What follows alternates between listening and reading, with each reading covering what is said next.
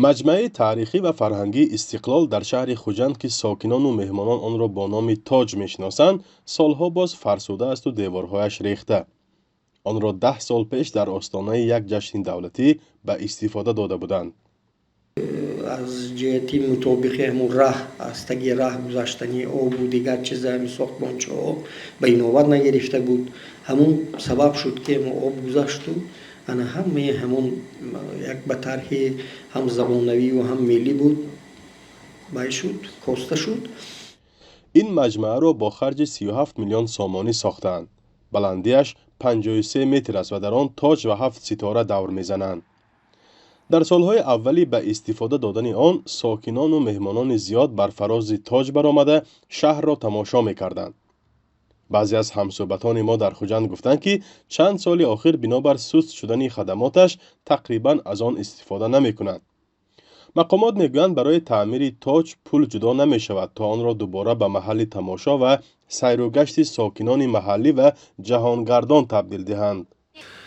کشال شده همین چیز خیلی میشه ما آخرین همین سالی گذشته سال 2000 این سال حساباتی 2025 سال تمام اجرای برزیادی بودجه‌های محلی غیر نقشه خراجات و البته ما حوزه تعمیر اونجا غیر نقشه.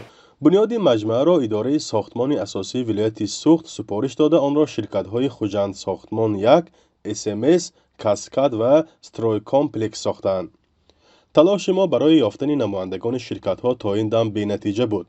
مسئولان ساحه فرهنگ و نهادهای دیگر در ولایت سوخت از بناکاران طلب دارند که آن را نوسازی کنند. شخصا رئیس ولایت البته سپارش پیش خودتان به همتان دادم به ساختمانچه ها.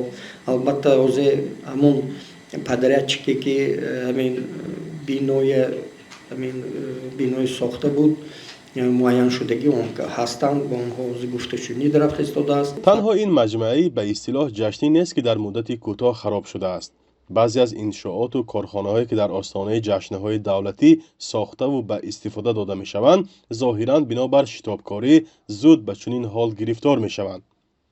یکی از چنین انشاءات چایخانه خربوزه در حصار است که بخشیده به 3000 سالگی این شهر بنیاد شد، ولی حالا در وضع ناگوار قرار دارد و سالها باز در مزایده‌های دولتی خریدار نمی‌یابد. حالا مقامات در ولایت سوخت میگویند تصمیمشان برای نوسازی مجمع تاج در شهر خوجند جدی است، ولی معلوم نیست برای اجرای آن چقدر پول و چند سال ضرور است. فرزان محمدی، رادیو آزادی، شهر خوجند.